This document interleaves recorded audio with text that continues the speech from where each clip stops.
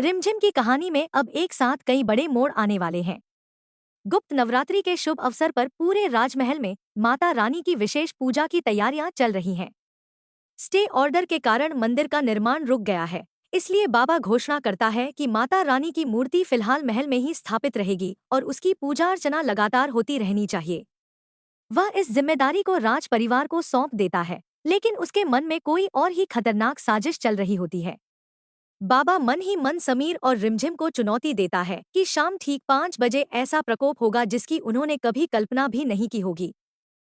वह कहता है कि यह माता रानी का नहीं, बल्कि बिजनेसमैन विनोद आचार्य का प्रकोप होगा और पूरा राजमहल संकट में फंस जाएगा। इसी बीच पूजा के दौरान पृथ्वी सबके सामने मोहिनी को अपनी पत्नी मानने से इनकार कर देता है और उसके साथ पूजा में बैठने से साफ मना कर देता है। मोहिनी इस अपमान से टूट जाती है और अपने पुराने रिश्ते, प्यार और बेटी का हवाला देकर पृथ्वी को मनाने की कोशिश करती है। लेकिन पृथ्वी का दिल नहीं पिघलता।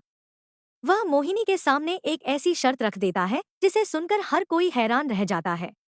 अगर मोहिनी दोबारा पत्नी का सम्मान चाहती है तो उसे अपनी सबसे प्यारी चीज का त्याग करना होगा।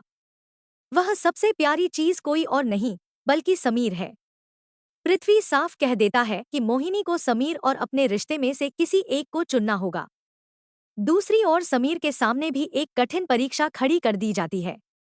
अगर वह चाहता है कि पृथ्वी उसकी बुआ माँ को स्वीकार करे, तो उसे रिमझिम से अपना रिश्ता हमेशा के लिए तोड़ना होगा। यह शर्त सुनकर समीर और रिमझिम दोनों गहरे सदमे में आ जाते हैं। रिमझिम समीर से पूछती है कि आखिर वह किसे चुनेगा। समीर भावुक होकर कहता है कि माँ और पत्नी में से किसी एक को चुनना उतना ही कठिन है जितना अपनी दो आंखों में से एक को चुनना।